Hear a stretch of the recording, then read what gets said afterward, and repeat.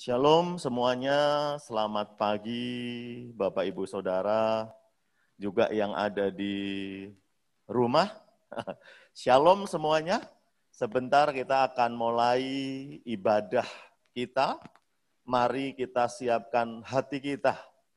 Kita fokus sama Tuhan, kita menghormati hadirat Tuhan. Kira-kira nanti yang membikin, kira-kira kalau nanti mau ada sesuatu di sekitar kita yang mau membuat kita nggak konsentrasi, kita selesaikan sekarang. Mungkin kompornya perlu dimatiin dulu, gitu ya. Mungkin apalagi tuh, jendelanya ditutup dulu, biar kalau tukang somai lewat nggak terganggu, ya kan? Karena kita akan menghormati hadirat Tuhan dan akan beribadah sungguh-sungguh, kita akan menyembah Tuhan. Haleluya. I commit again with all I am for you, Lord. You hold my world in the palm of your hand, and I am yours forever.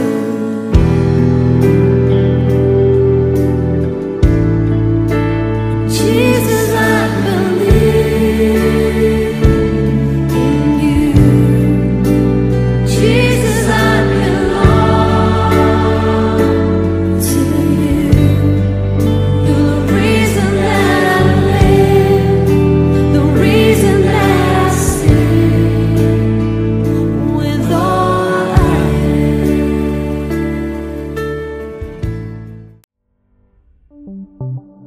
Saudara dan saya adalah murid-murid Tuhan Yesus di zaman ini yang akan dipakai Tuhan sebagai pembawa pesan dari Pentakosta ketiga.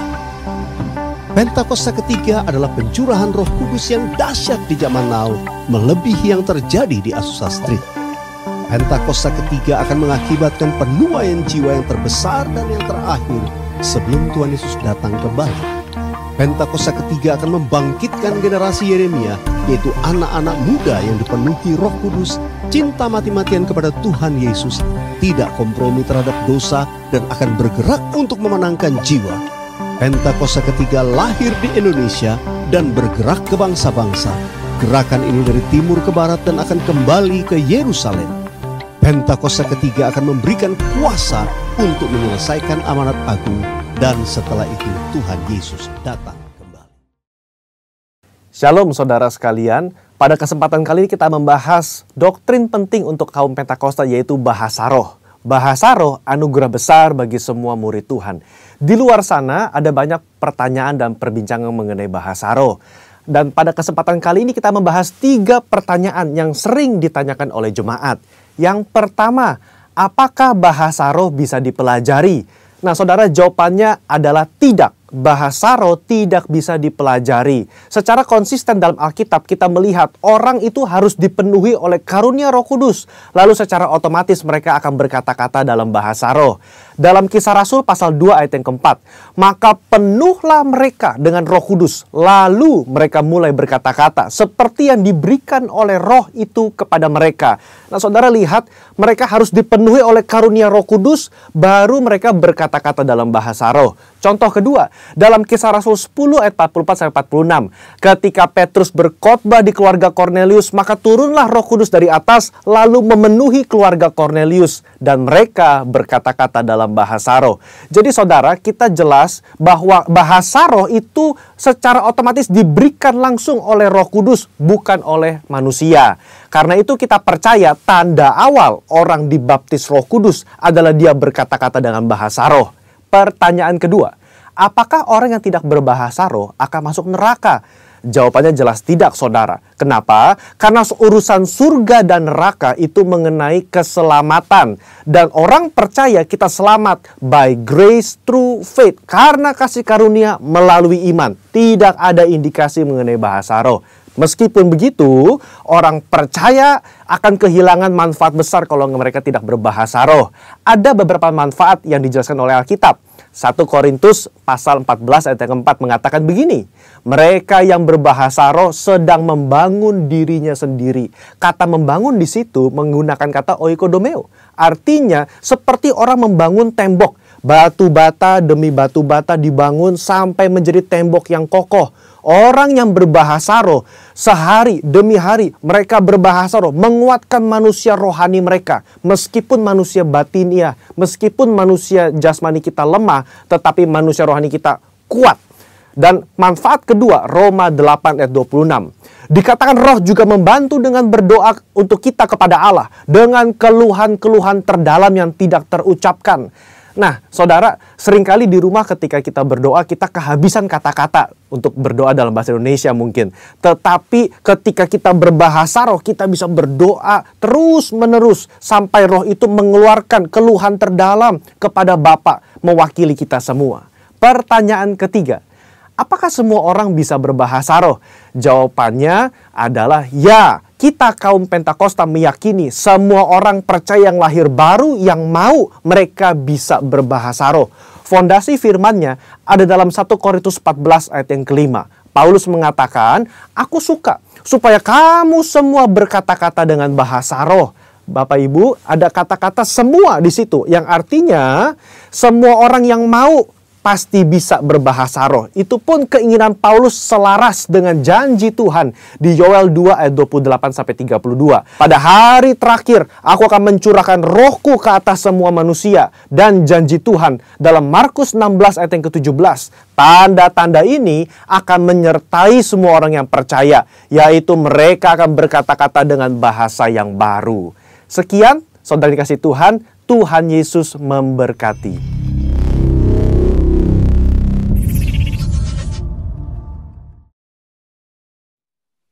Haleluya. Selamat pagi Bapak Ibu sekalian. Kita yang ada di rumah atau dimanapun kita berada. Saat ini mungkin kita hanya dapat beribadah secara live Zoom ataupun streaming. Namun saya percaya itu semua tidak mengurangi untuk kita datang dalam hadirat Tuhan yang setuju. Katakan amin. Amin. Haleluya Bapak Ibu sekalian. Karena itu tetap semangat. Coba colek kiri kanannya mungkin yang ada di rumah ya. Istrinya, suaminya, atau anak-anak. Ayo tetap semangat memuji, menyembah Tuhan. Haleluya. Haleluya. Kita mau datang di hadapan Tuhan dengan penuh ucapan syukur. Yang setuju, tepuk tangan buat Tuhan kita, Yesus. Haleluya.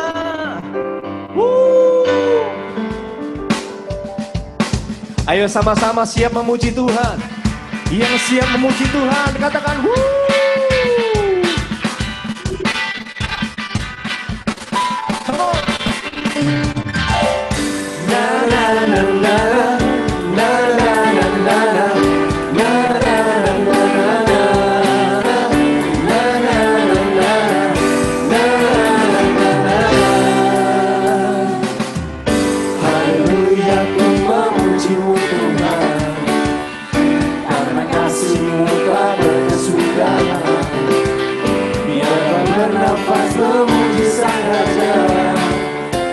Atas gunung dan di dalam samudra, tanganku berangkat padamu, bersyukuri rahmat yang kali, kakiku berlepat bagimu, sebab rahmat-Mu baru setiap hari. Ayo sama-sama nyatakan. Bersyukurlah kepada Tuhan, sebab Dia baik. Sebab Dia baik, bahwasanya untuk selamanya kasih setia-Nya, kasih setia-Nya.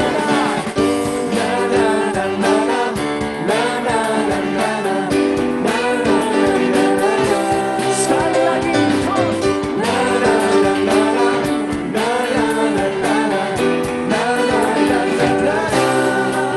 sama-sama. Haleluya, ku memuji-Mu Tuhan, karena kasih-Mu tak berkesudahan. Biar yang bernafas memuji Dia Raja. Di atas gunung dan di dalam samudra, tanganku ku akan padamu, bersyukur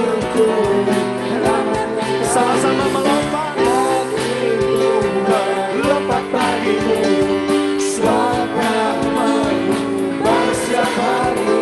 Ayo angkat tangan kita sama-sama. Bersyukurlah kepada Tuhan, sebab Dia baik, sebab Dia baik. Bahwasanya untuk selamanya kasih setianya. Bersyukurlah kepada Tuhan, sebab Dia baik, sebab Dia baik. Bahwasanya untuk selamanya Kasih setianya bagi umatnya. Tepuk tangan. Haleluya. Yesus Tuhan.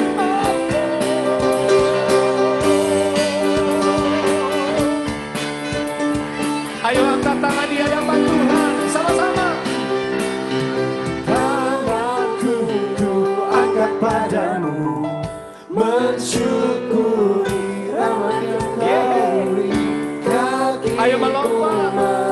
Yes. Bagimu, sebab rahmat-Mu Sekali lagi ya semuanya. Come on.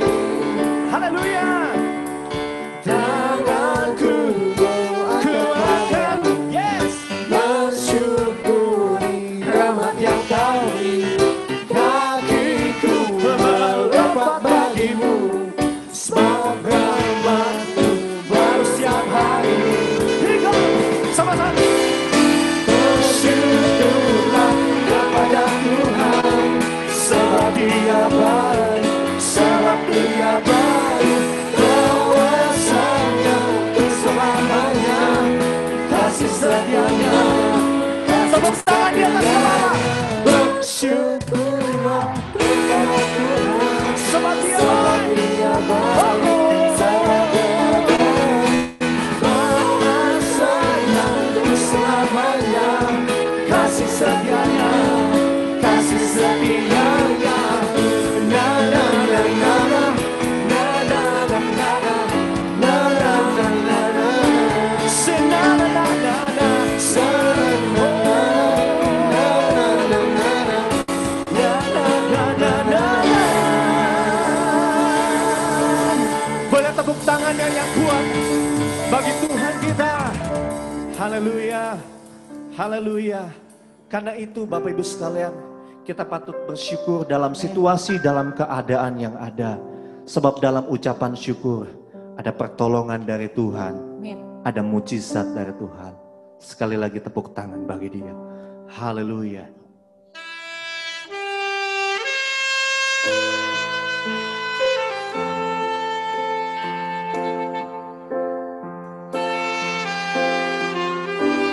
Kami mau datang dalam hadirat-Mu ya Tuhan.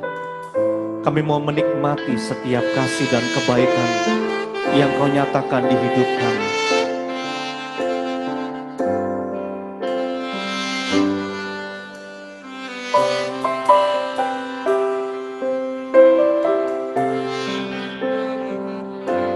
Saat indah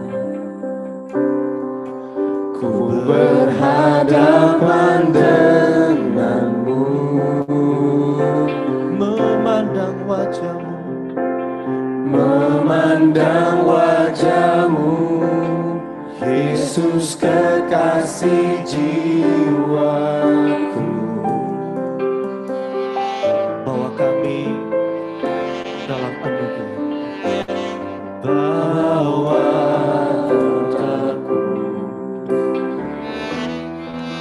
erat dalam pelukan-Mu, Menikmati kasih-Mu, menikmati kasih dan indahnya hadirat-Mu.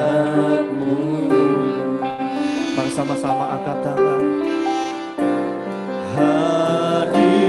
Hadirat-Mu Tuhan,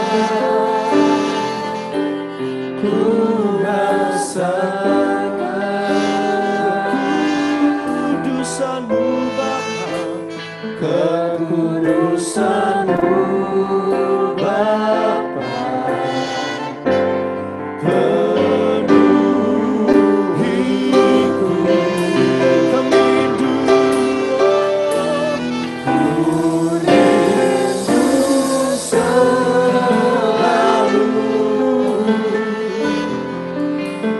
diam dalam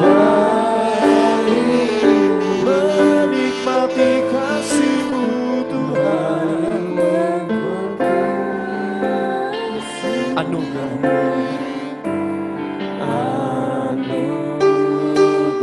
Ayo berikan tepuk tangan bagi Dia.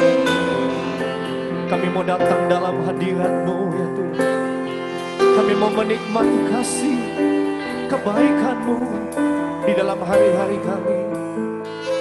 Terima kasih Tuhan Yesus. Ayo dengan sungguh di hadapan-Mu kita nyanyikan pujian ini bersama-sama.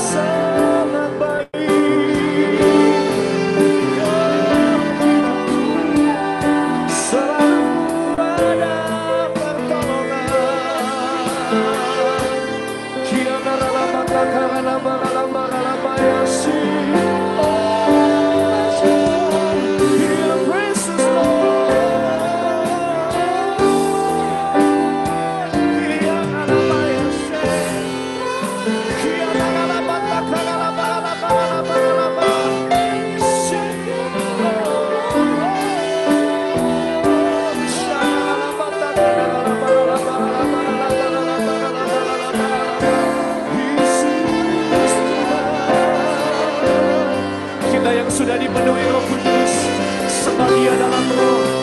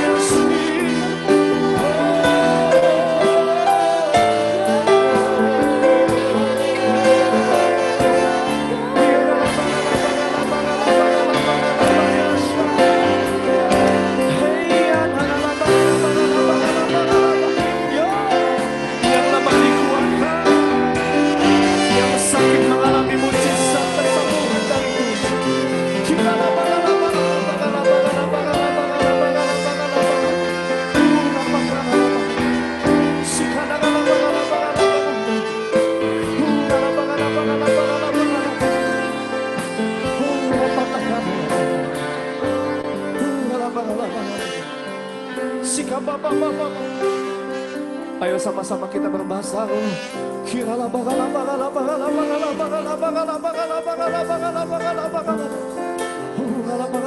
akan berdoa siapa? Mari sama-sama kita angkat. Terima kasih Tuhan, terima kasih buat pagi. Terima kasih Tuhan buat pagi hari ini. Kami boleh ada di tempat ini Tuhan. Kami bersama-sama kami mau datang kepadamu untuk memuji menyembahmu Tuhan dalam ibadah ini Tuhan. Maupun online, offline Tuhan. Kami berdoa pagi hari ini biar urapan Tuhan turun atas setiap kami yang hadir. Walaupun ada di rumah-rumah ataupun ada di Tanah Abang Tuhan, semuanya Tuhan. Kami boleh lawatan daripada Tuhan. Biarlah hadirat Tuhan mengubahkan kami, membarui kami hari lepas hari pagi. Dan pagi ini Tuhan kami berdoa untuk pelayan firman pagi ini. Bapak Dodi Tompunu, Engkau memberkati, Engkau urapi dia. Urapi hamba-Mu ini dengan kuat kuasa-Mu. Biarlah apa yang dari bibir lidahnya menyampaikan pesan daripada Tuhan. Menyampaikan isi hati Tuhan.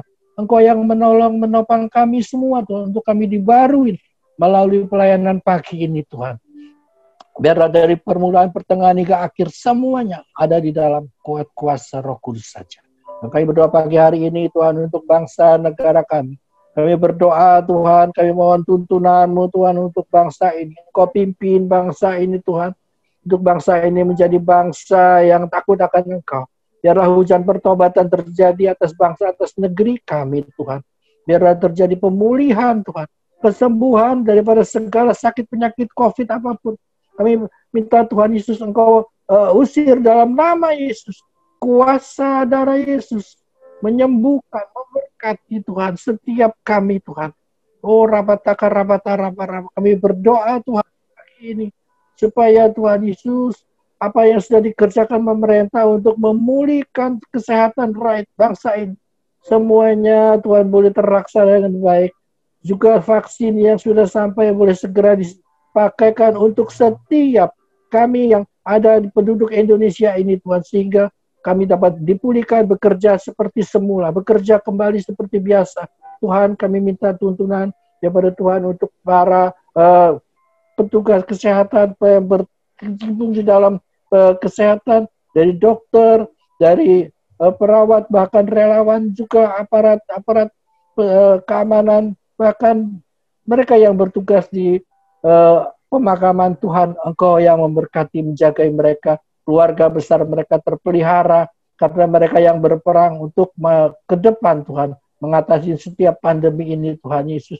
Pagi ini kami berdoa untuk presiden kami, biar Bapak Presiden diberi hikmat yang luar biasa dari Bapak untuk menyelesaikan, untuk memulihkan, untuk mengatur semuanya Tuhan akan pemerintahan ini. Tuhan terutama di segi ekonomi Tuhan. Kami minta Engkau Tuhan membukakan pintu-pintu baru Tuhan untuk pemasukan keuangan untuk mengatasi pandemi ini. Engkau membukakan, Engkau memulihkan sehingga ekonomi kami berjalan dengan baik Tuhan ke depannya. Kami percaya bahwa apa yang sedang dikerjakan ini adalah oleh karena tuntunan Roh Kudus-Mu Tuhan. Engkau yang menuntun melalui setiap orang yang terlibat di dalam pemerintahan yang ada hari ini di seputar presiden kami untuk menyampaikan pesan-pesan dari kehendak daripada Tuhan. Kami minta Tuhan Yesus semua yang terlibat dalam pemerintah dari menteri sampai aparat pejabat yang paling bawah sekalipun, biarlah mereka bekerja di dalam takut akan Engkau. Kami mau tolak segala korupsi, tolak segala anarkis dari negeri kami Tuhan. Biarlah negeri ini rakyatnya diberikan kesadaran untuk menjaga diri, untuk segera Tuhan kami dijauhkan daripada segala pandemi ini. Sehingga pemulihan untuk kesehatan secepatnya terjadi.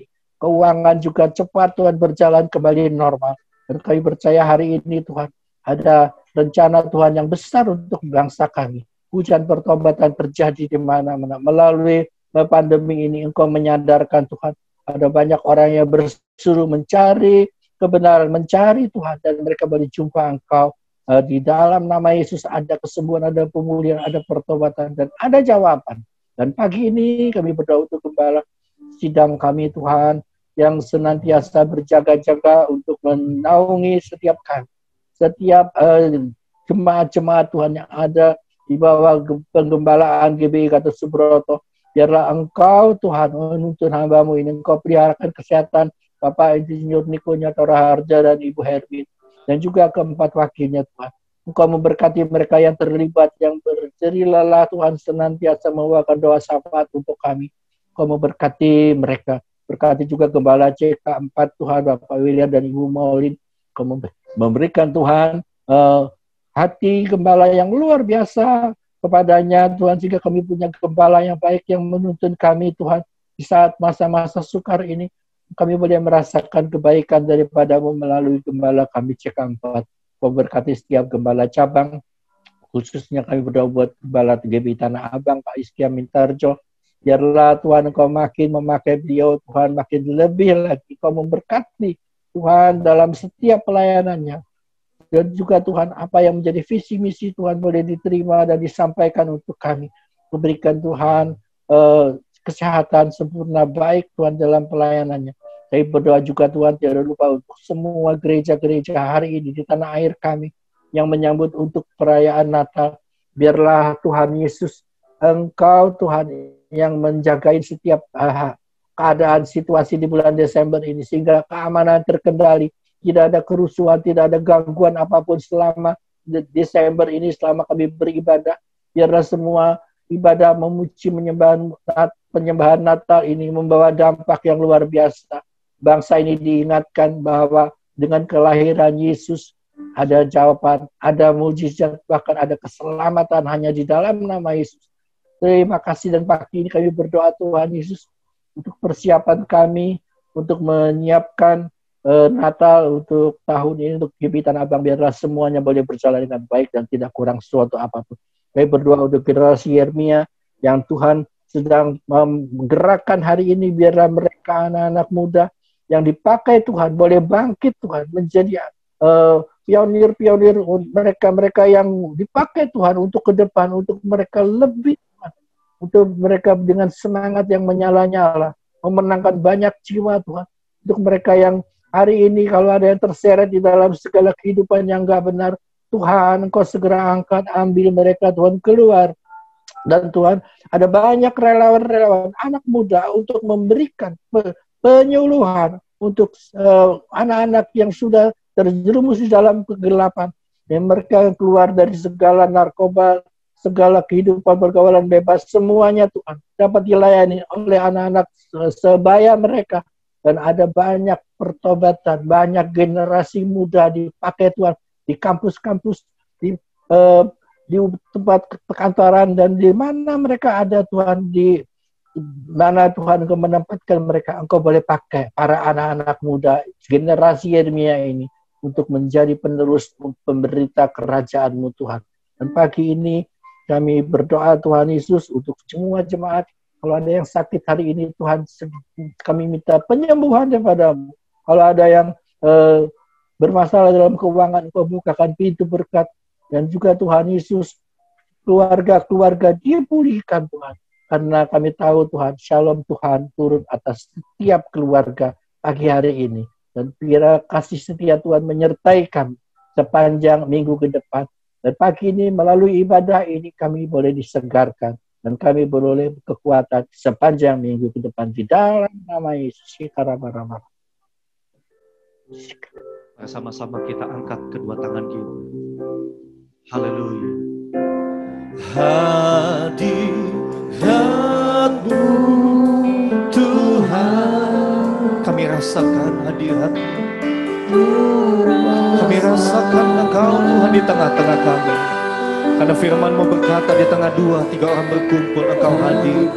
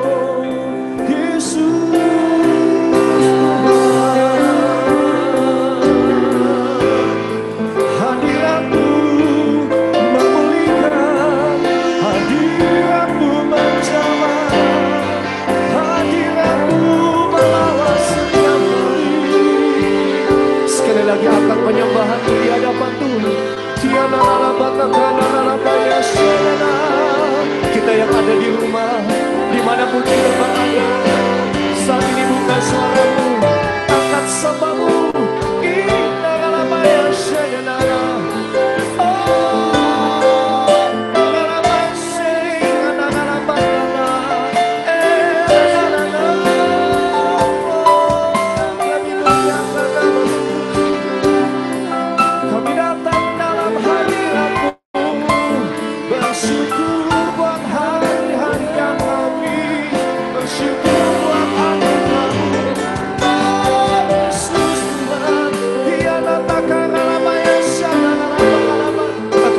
Setiap kali kau jalan, setiap kali Roh Kudus,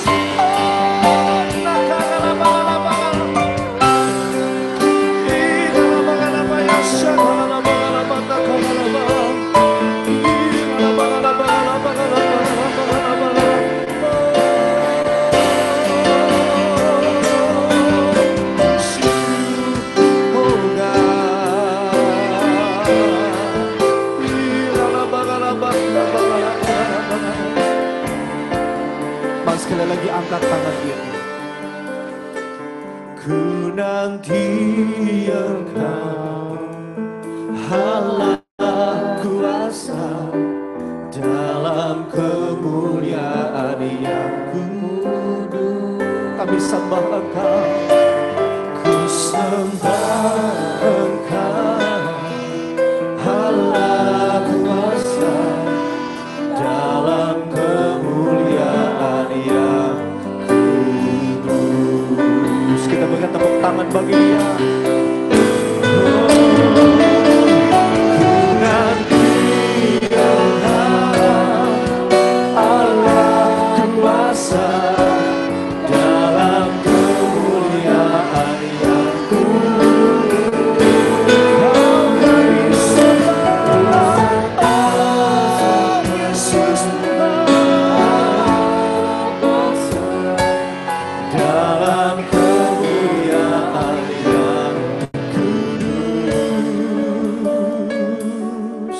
Menjadi kerinduan kami bersama-sama.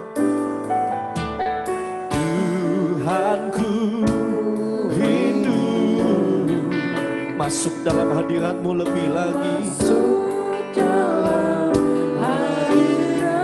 Jiwaku menanti bahwa kami lebih lagi mendekat kepada-Mu. Bawaku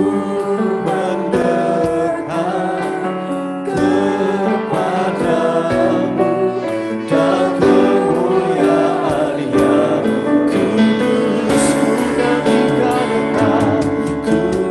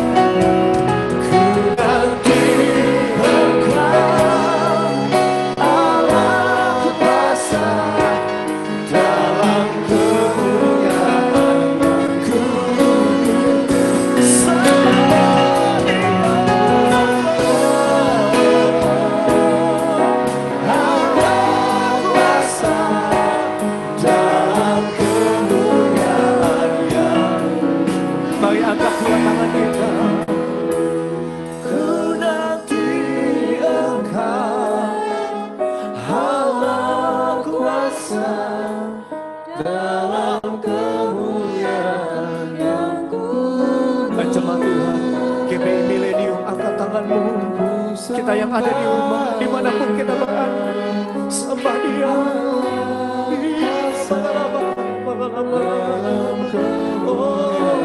Ayo angkat tanganmu, sembah Dia.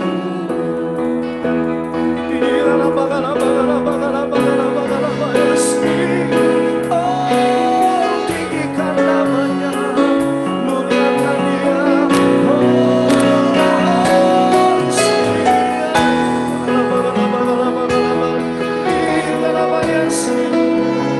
Yesus, hanya Engkau saja yang kami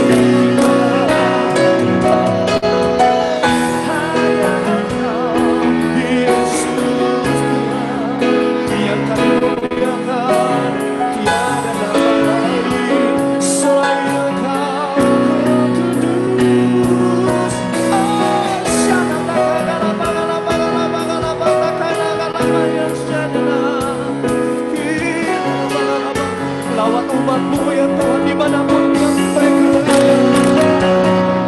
Hadirat-Mu menjamah, hadirat-Mu menyembuhkan yang sakit, hadirat-Mu melawat setiap kami yang terluka, dilepaskan bagi mereka yang terikat.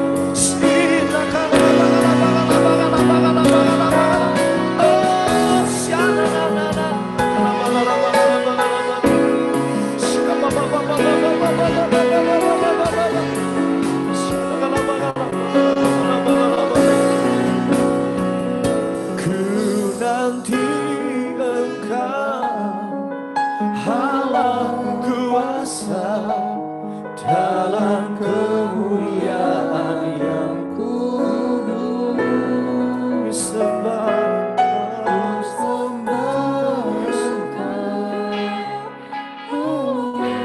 kuasa dalam kemuliaan yang. Sekali lagi sembah Dia.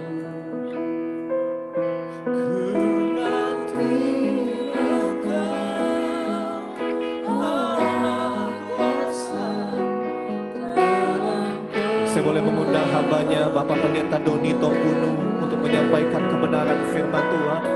Karena kita percaya firman Tuhan tidak akan pernah kembali dengan sia-sia. Firman Tuhan akan memerdekakan setiap mereka yang terikat. Ayo sekali lagi. Ku nanti Engkau, ku nanti Engkau, Allah kuasa dalam kemuliaan yang kudus, sembah Dia, ku sembah Engkau, Allah kuasa dalam kemuliaan yang kudus, dalam kemuliaan-Mu, dalam kemuliaan yang kudus, dalam kemuliaan yang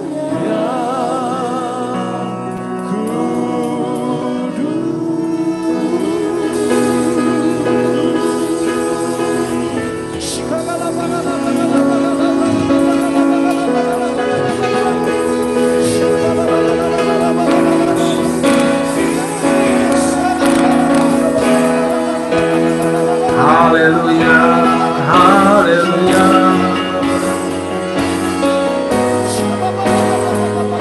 Terima kasih Tuhan.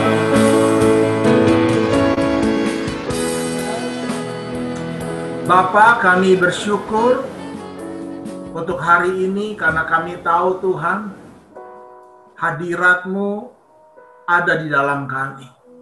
Kami adalah baik kudus-Mu.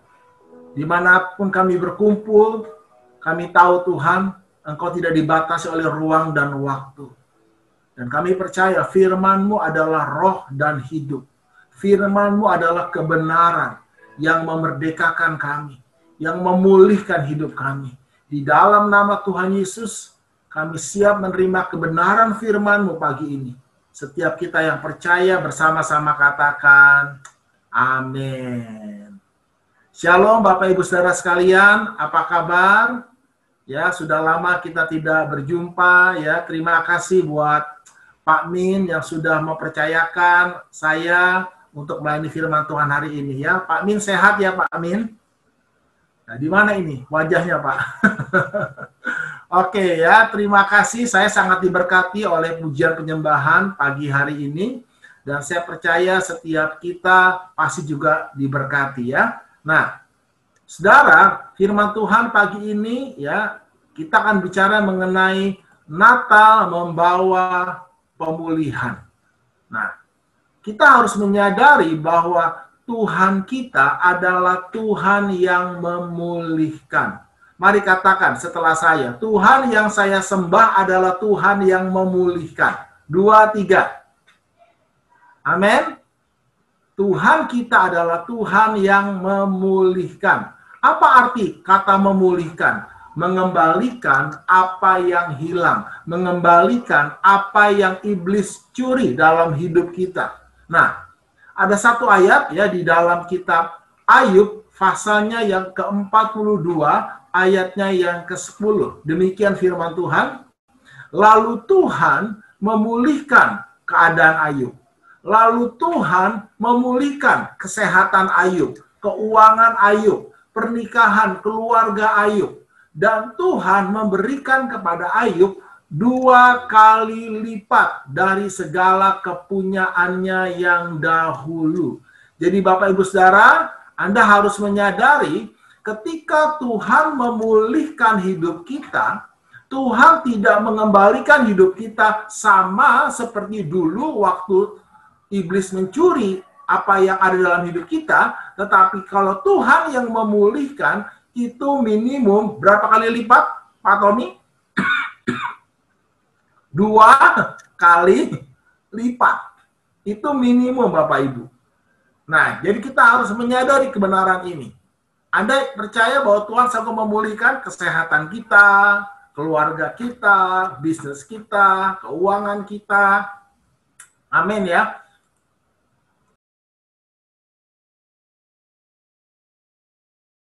Oke, minta maaf nih. Agak sedikit batuk, saudara. Ya, nah kita mau perhatikan baik-baik. Kita adalah Tuhan yang memulihkan.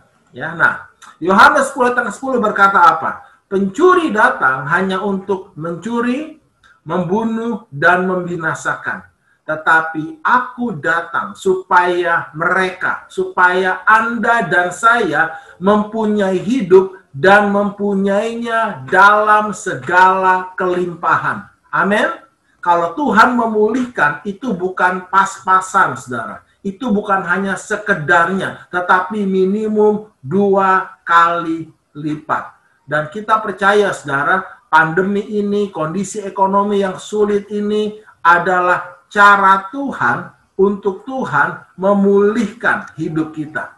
Ayo katakan setelah saya, di balik semua penderitaan saya ada berkat 2 kali lipat. 2, 3.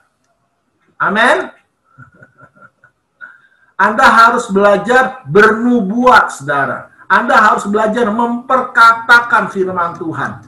Tuhan tidak dibatasi oleh keadaan dunia ini. Sesulit apapun keadaan dunia ini, berkat Tuhan tidak dibatasi oleh keadaan dunia ini, saudara. Anda harus percaya itu. Ketika Simon Petrus hari itu bersama semua nelayan di Danau Galilea, mereka sudah bekerja keras, saudara, sepanjang malam dan tidak satu pun yang mendapatkan ikan. Memang ada satu masa di mana dunia ini mengalami krisis. Benar-benar semua kerja keras kita itu sia-sia, tidak ada hasilnya. Simon Petrus mengalami depresi, ya, dia mengalami juga mungkin keletihan. Anda sudah kerja keras sepanjang malam lalu tidak ada hasil, itu orang Surabaya bilang apa? Cuapeknya pol, ya. Sudah mentok, tidak ada lagi harapan. Tapi saya mau beritahu, ketika dalam kondisi seperti itulah Yesus datang dalam hidup Simon Petrus. Anda harus sadar ini. Masa sukar adalah alat Tuhan untuk menyatakan kemuliaannya. Tidak ada kebangunan rohani tanpa masa yang sukar. Sadari itu. Semua kebangunan rohani justru terjadi di masa sukar. Dan di masa yang sukar itu, dunia akan melihat betapa nyata kasih dan kuasa Allah dalam hidup kita. Jadi jangan pandang masa sukar sebagai masa sukar, tapi lihat masa sukar sebagai Allah Tuhan untuk menyatakan kemuliaan dalam hidup kita. Amin. Dan tidak ada orang yang bertobat, saudara, cari Tuhan di masa senang. Camkan ini baik-baik. Kemenangan terbesar dalam hidup kita bukan terjadi di masa suka kita, tetapi di masa sukar kita. Saya ulangi lagi ya. Kemenangan terbesar dalam hidup kita bukan terjadi di masa suka kita, tetapi di masa sukar kita. Amin. Tuhan tidak pernah punya masalah untuk memberkati kita, untuk menyembuhkan kita, untuk memulihkan hidup kita. Sesukar apapun keadaan dunia ini, Tuhan sanggup memberkati kita. Tuhan sanggup memulihkan hidup kita. Tapi Anda harus tahu apa kuncinya. Nah, ini yang saya ingin share ya pada pertemuan ibadah kita pagi ini. Apa kunci pemulihan dalam hidup kita? Mengapa banyak anak Tuhan tidak mengalami pemulihan Tuhan dalam hidupnya? Satu kata, saudara. Karena apa? Karena fokus hidup mereka salah. Nah, kita akan belajar dari Ayub, saudara. Ya, bagaimana Tuhan memulihkan keadaan Ayub. Bagaimana ketika itu iblis mengitari bumi, lalu iblis berbicara kepada Tuhan, Tuhan bangga kepada Ayub. Tidakkah kau melihat hambaku Ayub, orang yang saleh, orang yang berkenan kepadaku? Lalu iblis berkata, ya, karena engkau yang melindunginya, karena engkau yang menjaganya. Coba kau cabut perlindungan itu, pagar itu, maka pastilah Ayub akan menghujat engkau. Anda tahu apa yang terjadi? Dalam satu hari, saudara, dalam satu hari, semua yang Ayub miliki habis. Anda bisa bayangkan, ya, saya nggak tahu dengan saudara, mungkin kalau saudara punya toko, punya rumah, punya apa lagi saudara, harta benda, dalam satu hari. Saya punya teman dalam satu hari rumahnya habis terbakar. Ada juga yang lain, tokonya habis terbakar. Itu rasanya lemes. Ya, zaman Ayub belum ada asuransi, Bapak Ibu. Ya, habis semuanya. Tidak ada backup, saudara. Tapi yang saya salut sama teman saya ini, dia hamba Tuhan, saudara. Dia bersaksi di gereja kami waktu itu ketika rumahnya habis terbakar. Dia sujud kepada Tuhan. Di tengah-tengah, di hadapan rumahnya kebakar. Dia menyembah Tuhan. Nah, ini yang luar biasa, saudara. Hari ini Tuhan pulihkan. Nah, apa kunci pemulihannya? Nah, ketika Ayub mengalami semua itu, ya, kalau kita baca di Ayub pasal yang pertama, ayat yang ke-20 sampai 22, ketika Ayub mendengar berita itu, semuanya habis, saudara. Ini Ayub katakan, maka berdirilah Ayub, lalu mengoyak jubahnya, dan mencukur kepalanya. Kemudian sujudlah ia dan menyembah. Lihat, Ayub merendahkan dirinya. Katanya, dengan telanjang aku keluar dari kandungan ibuku. Dengan telanjang juga aku akan kembali ke dalamnya. Tuhan yang memberi, Tuhan yang mengambil. Terpujilah nama Tuhan. Dalam kesemuanya itu, Ayub tidak berbuat dosa dan tidak menuduh Allah berbuat yang kurang patut. Nah, saudara, jangan salah kutip ayat ya. Ini adalah kitab tertua. Jadi Bapak Ibu harus tahu bahwa kitab Ayub adalah kitab yang tertua di Alkitab.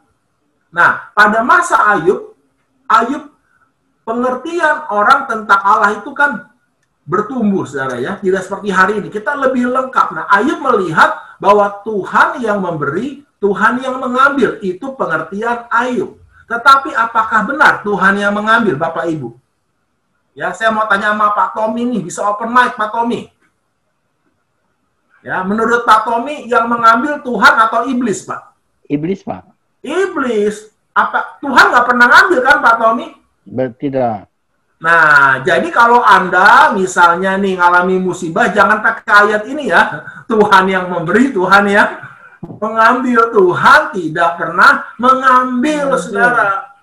Tuhan itu memberi, memulihkan. Tapi ini konteksnya adalah pengertian Ayub terhadap Tuhan. Dan Ayub mengerti, Ayub bukan bermaksud menghujat Tuhan, tidak. Dia menghormati Tuhan. Engkaulah pemilik hidupku. Engkau berhak sepenuhnya atas hidupku. Engkau bisa memberi, engkau bisa mengambil. Apapun yang terjadi, terpujilah nama Tuhan. Amin. Amin. Ya. Ayub tidak berbuat dosa dengan mulutnya, saudara. Apa yang terjadi? Iblis nggak puas, kan? Ya. Tuhan bangga kepada Ayub. Lihat, engkau lihat Ayub, dia tidak berbuat dosa, dia tetap setia kepadaku. Nah, lalu iblis katakan, izinkan aku menyentuh tubuhnya. Lalu iblis memberikan satu penyakit. Ayo Pak Tommy, menurut Pak Tommy penyakit apa yang iblis berikan kepada Ayub? Itu apa? Barah, Pak. Barah. Ya, barah itu apa, Pak? Borok yang seluruh badannya. Kayak semacam apa? Kulit, penuh bisul. Sakit kulit. Iya. Sakit kulit, Pak. Sakit kulit. Nih saya mau kasih jempol nih sama Pak Min, Pak Min nih. Pak Min, berhasil nih pemuridannya, Pak. Bapak ngajarnya benar semua nih, Pak. Bisa jawabannya tepat sekali. Nih tepuk tangan dulu dong ya. Buat jemaat GBI Tanah Abang ini semuanya tahu firman ini. Ya, terima kasih ya Pak Tommy. Sama-sama, Pak. Nah, penyakit kulit. Intinya, saya berpikir gini, kenapa kok iblis gak kasih COVID gitu ya? Atau iblis nggak kasih penyakit kanker atau penyakit yang lain? Tahu nggak Pak Tommy? Ayub dikasih apa? Memang penyakit kulit. Penyakit kulitnya apa? Tahu Pak Tommy? Gatal. Gatal, Pak. Ya. Bapak pernah gatal-gatal nggak, Pak? Pernah, Pak. Gatalnya di mana, Pak? Di kulit-kulit, Pak. Waktu kita masuk kebun bambu atau apa. Iya. Nah, tapi Pak, kalau gatalnya sekujur tubuh gimana, Pak? Lalu 24 jam, Pak. Waduh, nggak tahan, Pak. Bisa tidur nggak, Pak Tommy? Nggak bisa, Pak. Itu penderitaan, Pak. Ya. Bayangkan, dan gatal-gatalnya Ayub ini bukan gatal sembarangan, Pak Tommy. Garuknya nggak bisa lagi pakai jari. Karena nggak kerasa. Pakai beling. Nah itu, Pak. Wah, luar biasa, Pak Tommy. Terima kasih, Pak. Ya, kita baca ayatnya ya. Nah, ini ayatnya. Saya share di screen. Ya, Pak Tommy bisa bantu baca, Pak, ayatnya, Pak. Ayub 2 ayat 8-10. Lalu Ayub mengambil sekeping beling untuk menggaruk-garukkan badannya sambil duduk di tengah-tengah abu. Maka berkatalah istrinya kepadanya, masih bertekunkah engkau dalam kesalehanmu? Kutukilah Allahmu dan matilah. Tetapi jawab Ayub kepadanya, engkau berbicara seperti perempuan gila. Apakah kita mau menerima yang baik dari Allah, tetapi tidak mau menerima yang buruk? Dalam kesemuanya itu, Ayub tidak berbuat dosa karena dengan bibirnya. Wow, terima kasih. Sekalipun Ayub sudah sedemikian menderitanya, Ayub tetap tidak berbuat dosa. Nah, ini Ayub pasal yang kedua, Pak. Perkataan Ayub itu benar, Pak. Nah, Anda harus mengerti ini, ya. 1 Petrus berkata seperti ini. Siapa yang mau mencintai hidup dan mau melihat hari-hari baik, ia harus menjaga lidahnya terhadap yang jahat dan bibirnya terhadap ucapan yang menipu. Ayub menjaga lidahnya. Dia tidak membiarkan lidahnya ini berkata yang jahat. Ingat, lidah kita adalah pusat kendali hidup kita. Yakobus memberikan gambaran, kapal yang besar dikendalikan oleh kemudi yang kecil di tengah badai sekalipun, saudara. Tapi perhatikan baik-baik, ya. Ayub pasal 1, Ayub pasal 2, Ayub tidak berbuat dosa. Perkataannya itu benar. Dia tetap memuji Tuhan, dia tetap mengatakan Tuhan itu baik, dia tetap menghormati Tuhan. Tetapi di Ayub pasal yang ketiga, perhatikan baik-baik. Nah, ini yang menjadi titiknya, saudara. Ya. Ayub pasal yang ketiga dikatakan apa? Ya. Sesudah itu, Ayub membuka mulutnya dan mengutuki hari kelahirannya. Baru di Ayub pasal yang ketiga, keluar kata kutuk di mulut Ayub. Maka berbicaralah Ayub, biarlah hilang lenyap dari kelahiranku. Dan malam yang mengatakan seorang anak laki-laki telah ada dalam kandungan. Nah, ini yang bikin lama Bapak Ibu. Ya, sebelumnya Ayub tidak pernah mengutuki dirinya, saudara.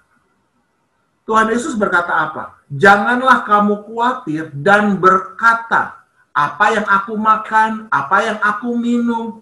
Yang terpenting Bapak Ibu, kuasa hidup dan mati kita ada di lidah. Keadaan boleh sesukar apapun, boleh sesulit apapun, tapi jangan pernah katakan itu di mulutmu. Engkau harus mengatakan firman Tuhan, kebenaran. Ingat baik-baik, Tuhan dan firman-Nya itu satu. Ketika Tuhan melihat bumi kacau, gelap gulita, roh Allah melayang-layang, apa yang Tuhan katakan? Jadilah terang. Dan ketika Tuhan mengatakan jadilah terang, Tuhan bukan sedang berbicara. Tuhan bukan sedang berkomunikasi, tetapi Tuhan sedang mencipta. Jadi Bapak Ibu harus menyadari, kata-kata itu pada mulanya ada bukan sebagai alat komunikasi, tetapi sebagai alat untuk mencipta. Ketika Tuhan melihat bumi kacau gelap gulita, Tuhan tidak berkata, wah kacau nih. Tidak, saudara. Tuhan katakan, jadilah terang. Hari ini, kalau Anda melihat keluargamu, keuanganmu, mungkin kesehatanmu, hidupmu kacau, gelap gulita, apa yang engkau katakan, itu akan menentukan hidupmu. Kunci pemulihan dalam hidup kita ada di mulut kita. Tapi kunci kutuk pun ada di dalam mulut kita. Karena itu Bapak Ibu berhati-hatilah dengan apa yang keluar dari mulut kita. Terlebih di masa-masa sukar seperti ini. Amin. Nah, perhatikan baik-baik. Ini yang membuat lama. Sampai puluhan ayat, saudara. Ya, nah, nanti ada waktunya mungkin Pak Min bisa bantu itu. Ya, untuk Bible study tentang Ayub. Ya, tapi yang menarik adalah kata sesudah itu. Nah, perhatikan baik-baik. Sebelumnya Ayub tidak merasa penderitaannya itu berat. Ayub bisa menanggungnya, saudara. Walaupun ya, kalau kita melihat berat sekali. Tapi ada satu momen, apa sih yang membuat Ayub mengutuki hari kelahirannya, menyesali hidupnya? Ada kata sesudah itu. Nah, sesudah apa? Kita lihat ayat sebelumnya. Di Ayub pasal yang kedua, ayat 11 sampai 13. Ya. Boleh Pak Tommy bisa bantu baca, Pak Tommy?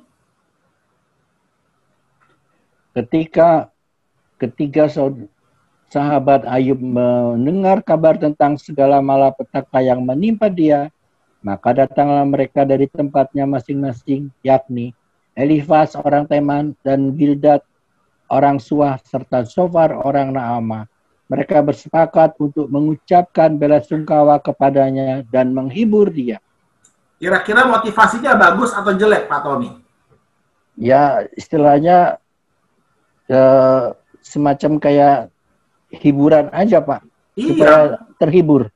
Iya, maksudnya kan bagus ya, Pak Tommy ya. Ya. Mereka bersepakat untuk mengucapkan belasungkawa kepadanya dan menghibur dia. Nah, tapi ayat selanjutnya yang menarik, Pak Tommy. Baca lagi, Pak Tommy. Ketika mereka memandang dari jauh, mereka tidak mengenal lagi. Lalu menangislah mereka dengan suara nyaring. Mereka mengoyak jubahnya dan menaburkan debu di kepala terhadap langit. Lalu mereka duduk bersama-sama dia di tanah selama 7 hari 7 malam. Seorang pun tidak mengucapkan sepatah kata kepadanya, karena mereka melihat bahwa sangat berat penderitaannya. Perhatikan baik-baik Pak Tommy ya, kita ngobrol dulu ya. Mereka duduk bersama-sama Ayub di tanah selama berapa lama Pak Tommy? 7 hari, Pak. 7 hari 7 malam. Iya. Nah, selama 7 hari 7 malam ada yang ngomong nggak Pak Tommy? Nggak ada, Pak. Mereka hanya tidak mengucapkan sepatah kata pun loh. Iya.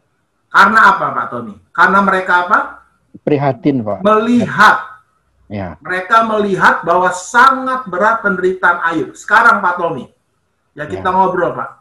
Bapak pernah nggak diliatin Pak 7 hari 7 malam Pak? Enggak.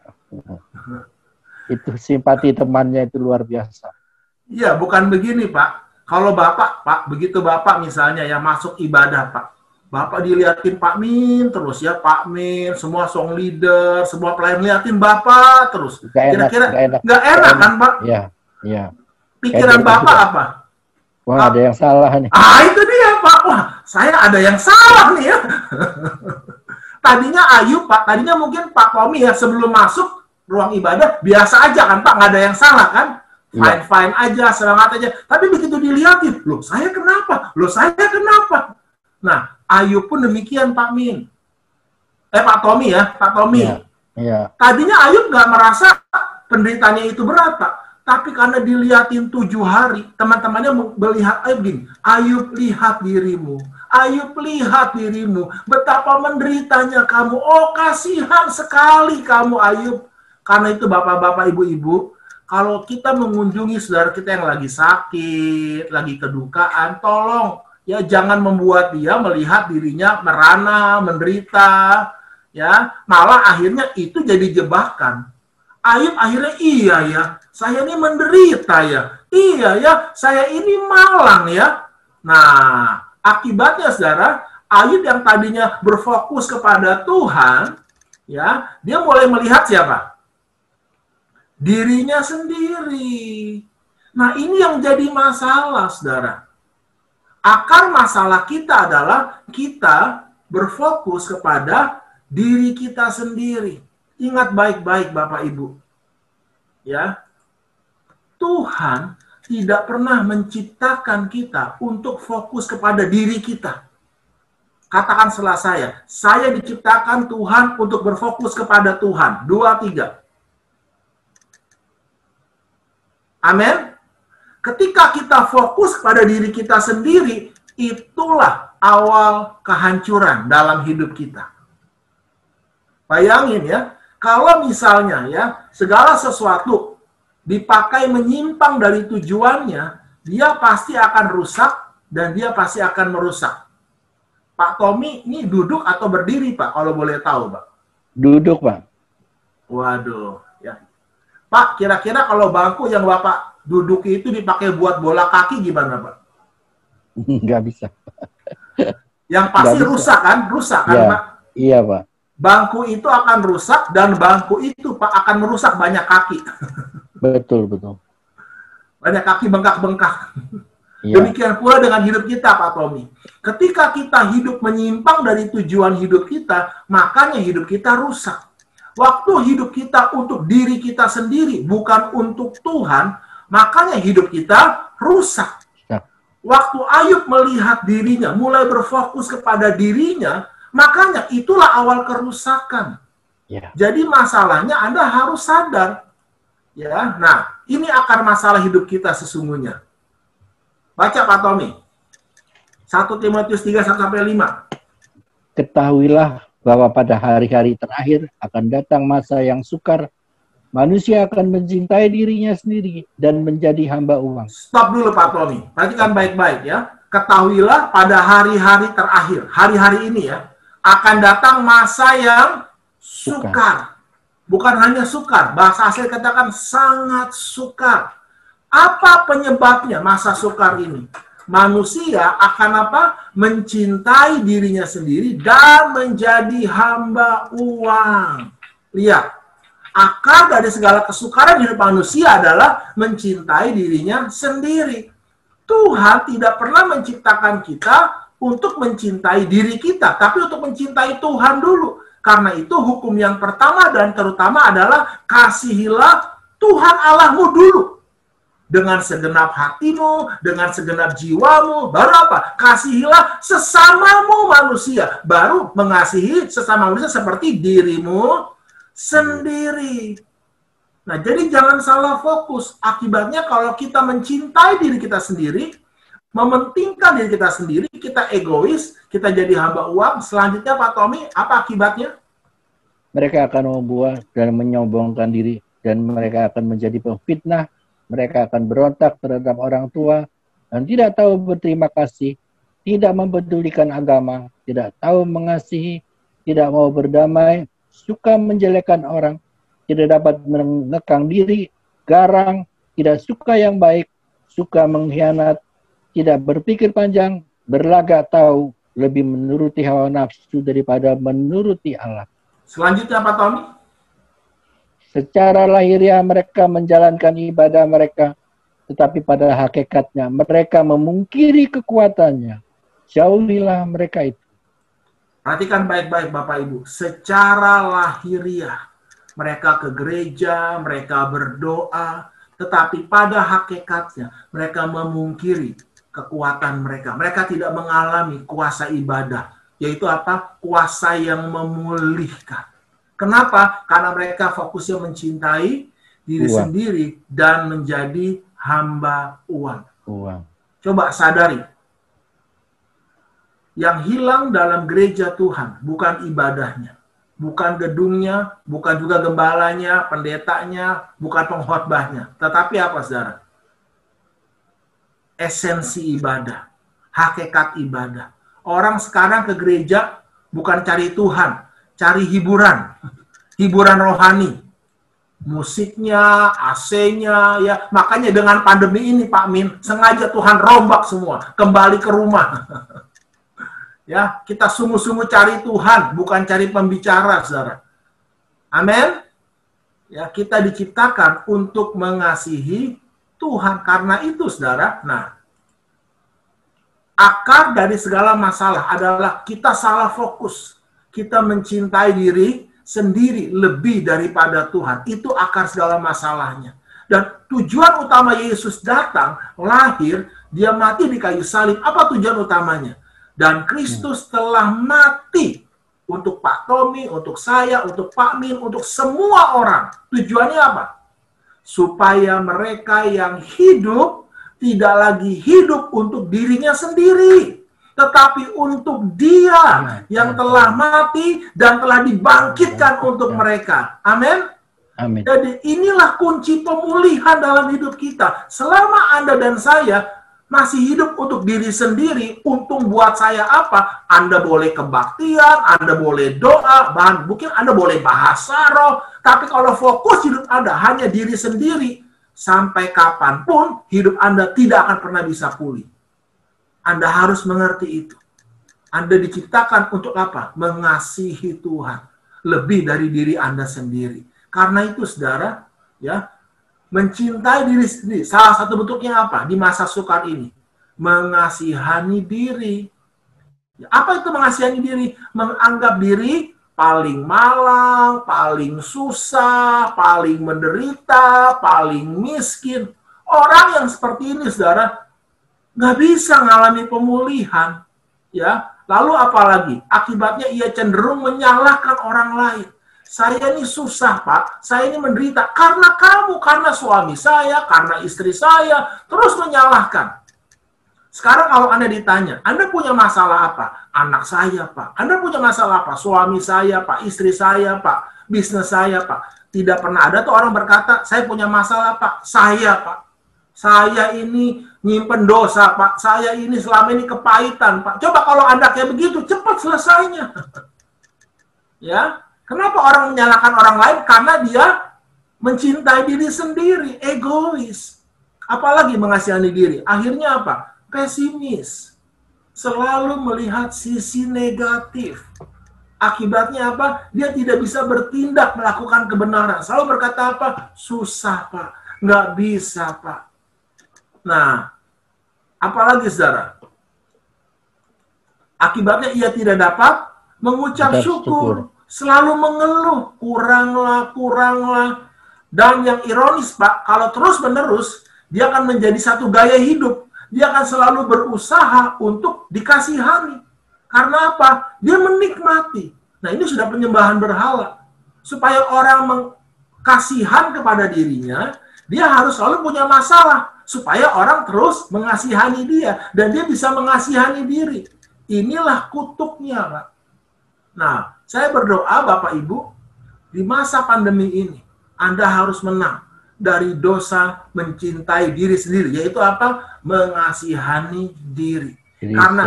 Karena kalau begini, Bapak Ibu, tidak bisa Tuhan pulihkan. Ini yang bikin lama, Bapak Ibu. Menganggap diri paling malang, menyalahkan orang, pesimis, tidak bisa mengucap syukur, dan selalu berusaha untuk dikasihani. Sampai kapanpun Anda tidak akan bisa pulih. Karena apa, saudara? Karena mengasihani diri sesungguhnya adalah salah satu bentuk bunuh diri yang paling mematikan. Istilah kerennya, killing me softly. Anda nggak sadar, ya, pelan-pelan. Anda nggak sadar, Anda sedang dibunuh. Tapi pagi ini saya berdoa, di dalam nama Yesus, Anda harus menghancurkan berhala ini, saudara. Engkau bukan orang yang paling malang. Banyak orang lebih malang. Karena itu, saudara, di masa pandemi ini, kalau Anda sungguh-sungguh ingin mengalami pemulihan, kuncinya apa? Anda harus ubah fokus hidup Anda. Coba di masa sukar ini, Anda lihat, banyak orang kan lebih susah dari Anda, kan? Coba belajar tolong. Tidak harus dalam bentuk uang kok, bisa dalam bentuk kata-kata, doa, menguatkan. Pokoknya fokus jadi berkat, saudara. Jangan fokus melihat diri paling malang. Kalau perlu ya, pakai perlengkapan lengkap APD, pergilah sana. Ya, ke rumah sakit, jangan ya. Tapi maksud saya, Bapak Ibu, coba lihat. Banyak orang yang lebih susah kok. Nah, kita lihat kembali ke kitab Ayub, saudara. Ya. Pak Tommy tahu nggak, Ayub ada berapa pasal, Pak? 50 kalau nggak salah. Kebanyakan, Pak. Berapa, Pak? Ya, menurut Pak Tommy lah berapa pasal? 48 kalau nggak salah, Pak. Wah, kok dikurangin 2, Pak? Jangan nawar, Pak. 42 pasal, Pak Tommy. 42. Nah, tadi kita baca Ayub pasal 1, Ayub pasal 2 kan Ayub nggak masalah kan, Pak? Iya. Baru pasal 3-nya, Pak, Ayub mulutnya ini loh, Pak. Nah, kapan Ayub dipulihkan? Itu di pasal 42, Pak. Padahal Ayub itu ada 42 pasal, tetapi di pasal 42, itulah satu pasal di mana Tuhan memulihkan hidup Ayub. Ternyata, Pak, kuncinya di mana? Nah, nanti Pak Tommy bantu baca nih ya, di screen ya, saya share ke Bapak. Coba Bapak baca nih ya. Mazmur, Ayub 42, ayat 1 sampai ayat yang keduanya, Pak. Baca, Pak, bagian atasnya. Maka jawab Ayub kepada Tuhan, aku tahu bahwa engkau sanggup melakukan segala sesuatu dan tidak ada rencanamu yang gagal. Oleh sebab itu... Nanti dulu, oleh ya. sebab, Terus, oleh sebab itu apa? Oleh sebab itu aku mencabut perkataanku dan dengan menyesal aku duduk dalam debu dan abu. Terus, Pak? Lalu Tuhan memulihkan keadaan Ayub setelah ia meminta doa untuk sahabat-sahabatnya, dan Tuhan memberikan kepada Ayub 2 kali lipat dari segala kepunyaannya dahulu. Yang percaya katakan amin. Lihat Pak Tommy, pemulihan dalam hidup Ayub dimulai dari mana, Pak? Saat dia mencabut perkataannya, Pak. Maka jawab Ayub kepada Tuhan, aku tahu. Betul? Ya. Padahal waktu Ayub ngomong seperti ini, keadaan Ayub sudah pulih atau belum pulih, Pak? Belum, Pak. Masih gatal-gatal, masih sakit, dituduh sama temannya. Tapi dalam kondisi yang belum pulih, Ayub ngomong apa? Aku tahu bahwa Engkau Tuhan. Lihat. Ayub berubah fokusnya, Pak Tommy. Engkau Tuhan sanggup melakukan segala sesuatu. Engkau Tuhan sanggup memulihkan hidupku. Engkau Tuhan sanggup memulihkan keuanganku, kesehatanku, keluargaku, hidupku, apapun keadaannya. Engkau sanggup Tuhan dan tidak ada rencanamu yang gagal. Itulah perkataan yang keluar dari mulut Ayub di pasal 42. Oleh sebab itu, aku mencabut perkataanku. Perkataan yang sia-sia, kutuklah, ya, perkataan kebencianlah. Dengan menyesal, Ayub bertobat. Aku duduk dalam debu dan abu. Dan dengar baik-baik, Bapak Ibu. Setelah perkataannya, lalu Tuhan memulihkan keadaan Ayub, kesehatan Ayub. Kapan? Setelah Ayub meminta doa untuk sahabat-sahabatnya. Yang bagaimana? Yang selama sekian puluh pasal, menuduh Ayub, menghakimi Ayub. Paling nggak enak kan dihakimi, betul nggak Pak Tommy? Dituduh, ya, betul. Kamu tuh salah tuh, Ayub, kamu pasti berdosa. Tapi Ayub mengampuni sahabat-sahabatnya. Karena itu Bapak Ibu, pemulihan dalam hidup kita, itu kuncinya kita ubah fokus kita kepada Tuhan, lalu kita ubah perkataan kita, dan kita memulihkan hubungan kita dengan orang yang terdekat dengan kita, saudara. Karena apa? Karena pemulihan dalam hidup kita, itu harus dimulai dari hubungan kita. Yang harus pertama kali pulih dalam hidup kita, sebelum Tuhan memulihkan keuangan, kesehatan, hidup kita adalah hubungan kita. Katakan setelah saya, yang harus pulih pertama kali adalah hubungan dalam hidup saya. 2, 3.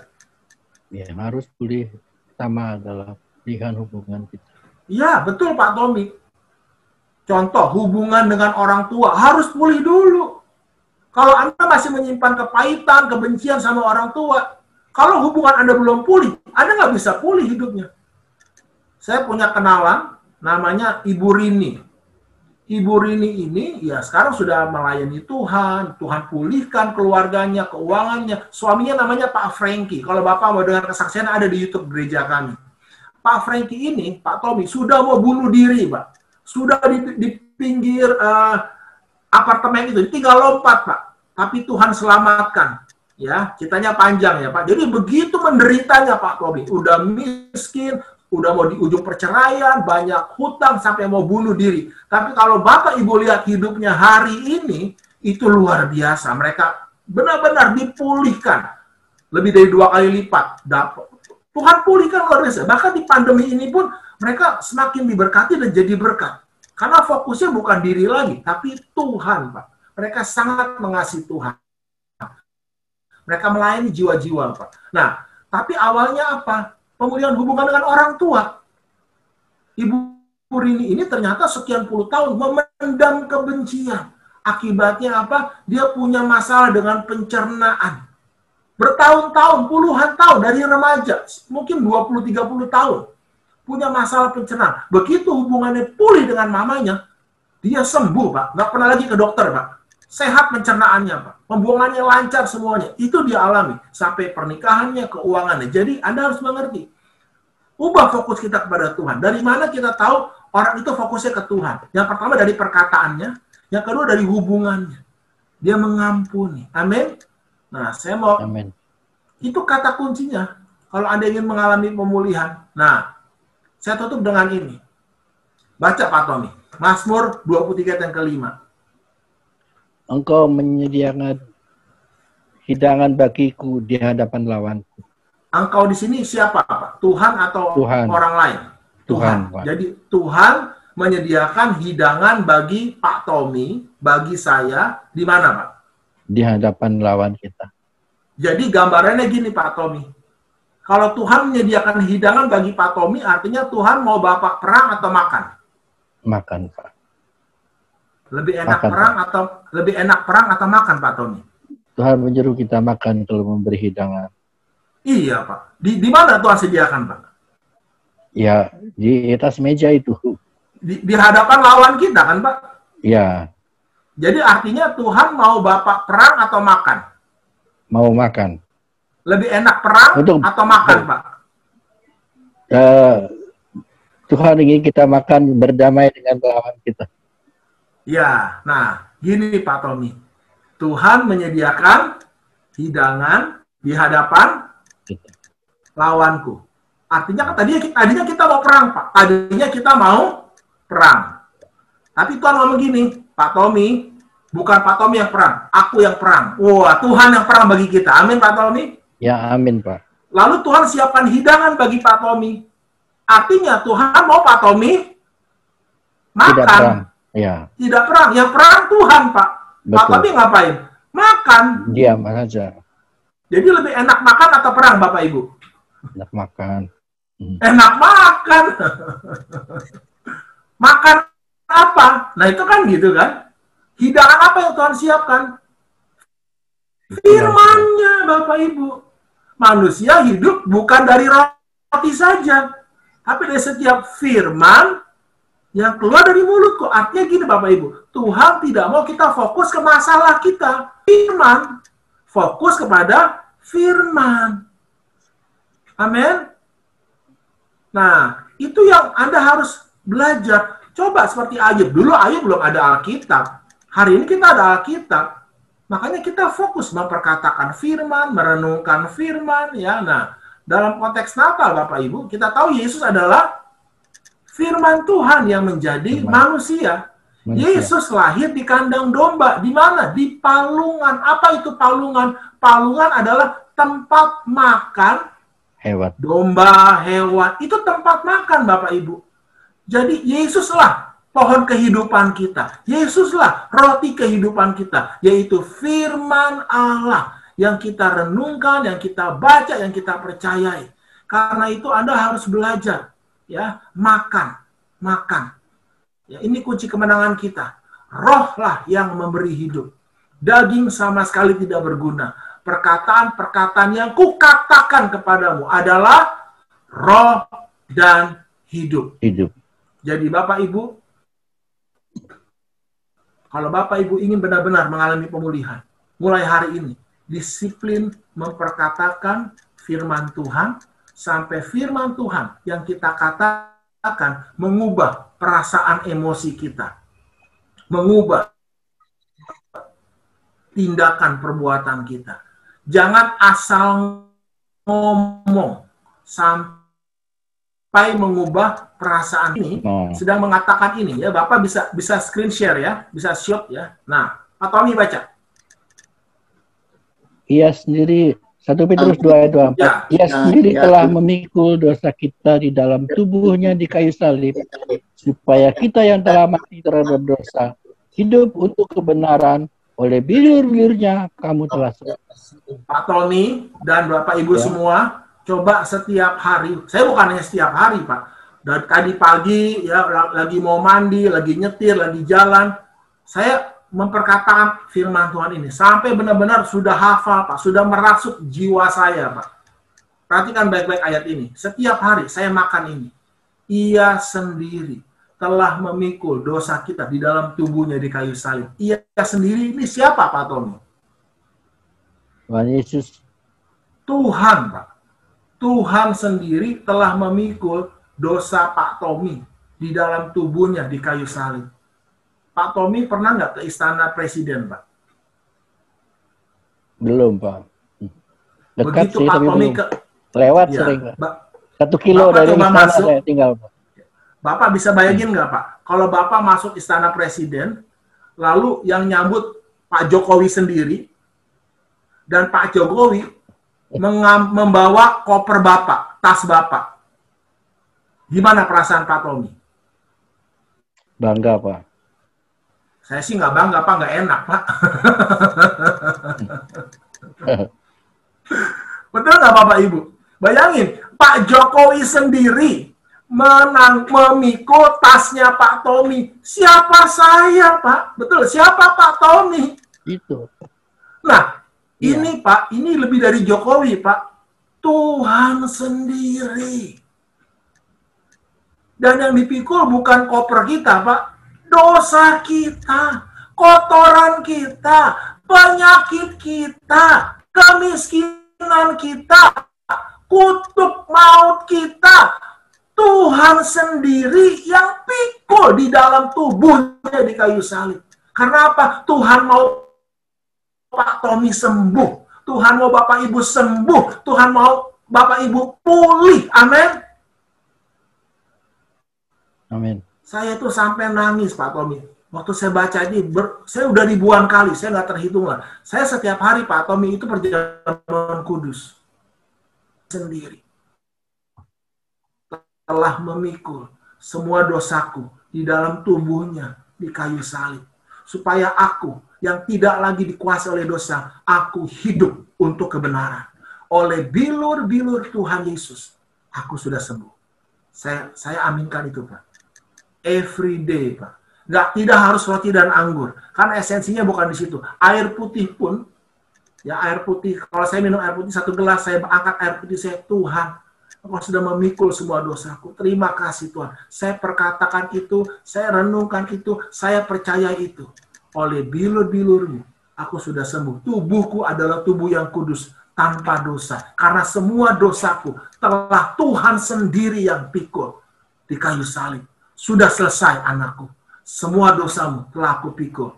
Waktu saya fokuskan diri saya, bukan ke masalah, bukan kepada keadaan dunia ini, tapi kepada apa yang Tuhan sudah kerjakan bagi saya di kayu salib. Betapa besar kasih-Nya, betapa besar kuasa-Nya, betapa besar anugerah-Nya. Saya sembuh, Pak. Saya terima pemulihan. Jadi hari ini Bapak Ibu Saudara sekalian, kita buat keputusan yuk di tengah masa pandemi ini. Kita jadikan Kristus yang tersalib itu pusat hidup kita. Bahwa dosa kita sudah ditanggung oleh Tuhan di kayu salib. Kalau Bapak Ibu percaya, hari ini terima pemulihan dari Tuhan. Tutup mata saudara, Bapa hamba-Mu telah selesai menyampaikan firman-Mu ini. Ampuni Tuhan, kalau kami selama ini salah fokus dalam hidup kami. Kami lebih fokus kepada diri kami, kepada masalah keadaan dunia ini. Tapi hari ini Tuhan, kami mau kembali kepada-Mu Tuhan. Kami diciptakan untuk fokus kepada-Mu. Dan Kristus telah mati untuk semua orang. Kristus telah memikul dosamu. Kristus telah menanggung semua sakit penyakitmu. Supaya engkau tidak lagi hidup untuk dirimu. Tapi engkau hidup untuk Allah. Untuk melakukan kehendak Allah. Untuk menggenapi apa yang Tuhan mau dalam hidupmu. Hari ini terima anugerahnya. Aku tahu bahwa Tuhan sanggup melakukan segala sesuatu. Dan tidak ada rencanamu yang gagal. Dia adalah perkataan saudara di tengah masa sukar ini adalah perkataan yang membangun. Perkataan yang mendatangkan kesembuhan. Perkatakan firman Tuhan. Di dalam nama Tuhan Yesus. Setiap kita yang percaya bersama-sama katakan amin. Tuhan memberkati. Yang telah memberkati kami melalui pemberkatan firman Tuhan hari ini. Tuhan Yesus memberkati. Shalom bagi setiap jemaat yang mengikuti kebaktian online hari ini. Saya percaya kita semua dalam keadaan yang baik. Saya juga rindu menyambut jemaat yang mungkin baru pertama mengikuti kebaktian bersama kami. Mari bertumbuh dan berbuah bagi Tuhan Yesus. Selama pandemi COVID-19, pelayanan GBI Tanah Abang akan berjalan seperti biasa. Kunjungan jemaat yang sakit, pelayanan kematian, pelayanan baptisan, penyerahan anak, dengan tetap menerapkan protokol kesehatan. Natal TYO Online akan diadakan pada hari Minggu, 20 Desember 2020, pukul 5 sore. Info lebih lanjut dapat menghubungi Saudari Friska. Natal Cool Online GBI Tanah Abang akan diadakan pada hari Minggu, 27 Desember 2020, pukul 9 pagi. Acara ini terbuka untuk umum, dan jemaat boleh mengajak rekan atau saudara untuk bergabung dalam acara ini. Konfirmasi kehadiran dapat menghubungi Gembala Cool masing-masing. Persembahan Natal tetap dibuka untuk jemaat yang rindu untuk menabur. Jemaat dapat mentransfer ke rekening BCA dengan nomor 5870-200-15 atas nama GBI Tanah Abang dengan menuliskan berita Natal dan mengirimkan bukti transfer ke Bapak Sekian atau Ketua Kul masing-masing. Jika ada jemaat yang ingin berdonasi atau menyumbang berupa barang, dapat menghubungi Ibu Christine di nomor telepon 0818 696 955. Doa puasa diadakan pada tanggal 7 sampai 27 Desember 2020 dengan pokok doa sebagai berikut. Keamanan NKRI, damailah Indonesiaku. Penyelesaian pandemi COVID-19, ancaman resesi ekonomi global, pencurahan Roh Kudus secara besar-besaran dan menyeluruh di era Pentakosta ketiga. Penyelesaian amanat agung Tuhan Yesus. Persembahan dan persepuluhan bisa ditransfer ke rekening BCA atau melalui QRIS. Saatnya kita memberi, mari kita berdoa terlebih dahulu. Terima kasih Tuhan Yesus, hari ini kami bawa persembahan kami Tuhan, persembahan persepuluhan, persembahan ucapan syukur kami Tuhan. Mari Tuhan sucikan, kuduskan Tuhan. Semua persembahan kami ini biar Engkau pakai untuk memperlebar kerajaan-Mu di Tanah Abang ini. Terima kasih Bapak, terima kasih Tuhan. Dengan penuh ucapan syukur dan terima kasih kami telah berdoa dan mengucap syukur. Haleluya.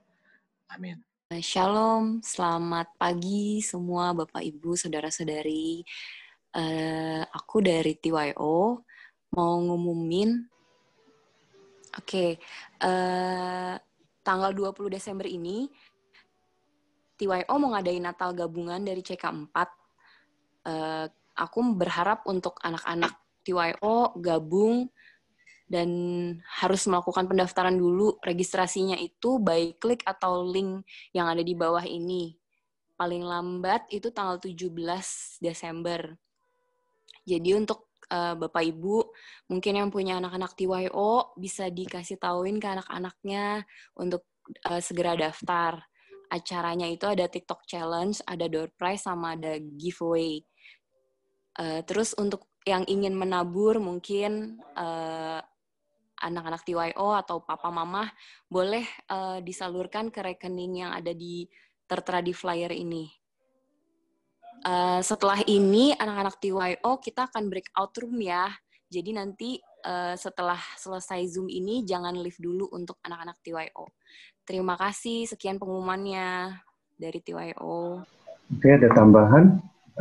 Kita juga sebentar lagi, sekitar 2 minggu lagi, kita akan adakan Natal Pool. Boleh di-share, Emin? Ya, Natal Pool ini kita adakan di saat pas ibadah seperti ini. Jadi nanti kita akan bersama-sama merayakan Natal bersama-sama dengan anggota-anggota pool yang ada. Ya, kami mengundang bagi jemaat di sini, bagi yang bisa mengajak teman-temannya untuk bersama-sama merayakan lahirnya Tuhan kita, Sang Mesias di dunia ini, dan menjadi berkat buat seluruh dunia. Ya, mari kita menjadi berkat buat teman-teman kita. Nanti untuk informasi lebih lanjut boleh hubungin dengan Elin atau Ibu Christine. Ya, linknya nanti akan dikirimkan melalui WA group dari KUL. Demikian informasi dari KUL. Terima kasih. Haleluya. Terima kasih Pak Freddy buat pengumumannya, dan ingat nanti tanggal 27 saya minta maaf karena link Zoom kita itu cuma muat sampai 100 ya, 100 handphone gitu. Jadi kalau lebih dari 100 nanti semuanya udah nggak bisa terima kalau udah lebih dari 100. Sebab itu nanti tanggal 27 khususnya saya berharap kita semua yang setiap minggu sudah ngikutin masuknya pagian gitu ya. Supaya kita semua bisa merayakan Natal bersama-sama. Saya sangat diberkati hari ini dengan firman Tuhan yang disampaikan oleh Pak Doni. Bagi saya ini luar biasa karena kunci pemulihan itu ternyata waktu kita tidak mengasihani diri kita sendiri. Ini luar biasa. Dan saya berdoa mulai hari ini kita mendengarkan firman ini, firmannya memerdekakan kita, dan kita buang jauh-jauh mengasihani diri sendiri. Kita mulai mengasihi orang-orang di sekitar kita. Haleluya. Ini juga sekalian sebagai kado untuk Tuhan Yesus di bulan Natal ini. Mari kita lihat sekeliling kita, orang-orang yang membutuhkan, mulai perhatikan mereka, mulai kuatkan mereka, mulai hibur mereka. Dan saya percaya untuk inilah Tuhan memilih kita. Haleluya. Ya, jangan mengasihani diri sendiri. Ternyata ini kunci gini. Waktu kita mengasihi diri sendiri, maka pemulihan itu tidak akan terjadi dalam hidup kita. Ya, sangat lama sampai kita tidak mengasihani diri sendiri, baru Tuhan bisa memulihkan kita. Ini luar biasa, Bapak Ibu kasih Tuhan. Nah, tadi yang di rumah bisa transfer, yang untuk yang mau memberi persembahan bisa melalui QRIS. Kemudian yang di sini gimana? Yang di Hotel Millennium ngasih persembahannya bisa langsung masukkan ke kotak persembahan yang ada di depan pintu, ya. Di sana ada kotak persembahan, persembahannya bisa langsung dimasukkan saja. Jadi memang sudah nggak diedarkan lagi kantong kolektornya. Haleluya. Saya suka hari ini kita menyembah Tuhan sungguh-sungguh, dan sekali lagi kita akan memuji Tuhan sungguh-sungguh. Haleluya. Kita beri kemuliaan untuk Tuhan. Haleluya. Satu-satunya menjaga, satu-satunya yang ku percaya, Engkau sumber kekuatan, sumber pengharapan.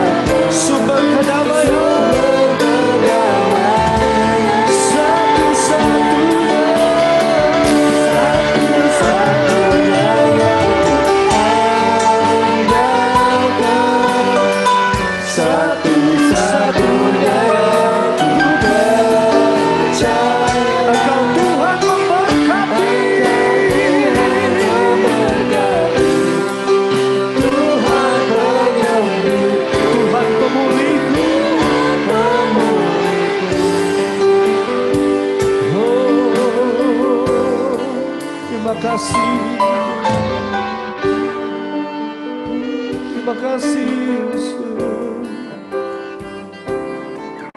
Engkau Tuhan yang setia, waktumu adalah waktu yang terbaik, yang terbaik. Engkau saudara, Tuhan sandarku. Kami berharap penuh kepadamu.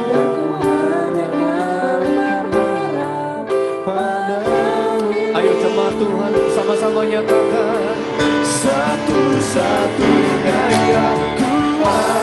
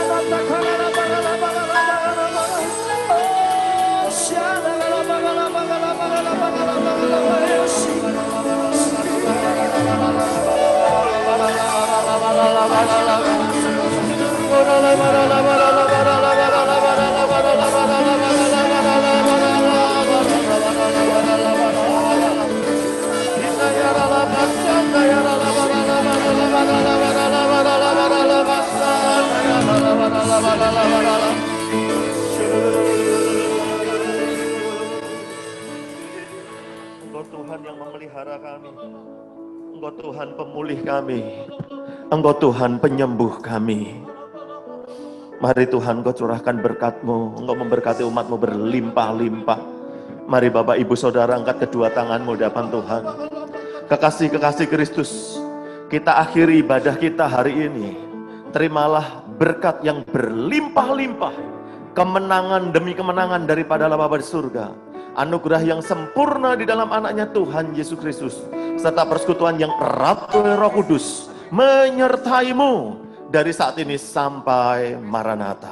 Mari kita semua yang dikasihi dan diberkati oleh Tuhan Yesus Kristus, kita katakan amin. Tuhan Yesus memberkati. God bless you all. Happy Sunday. Haleluya.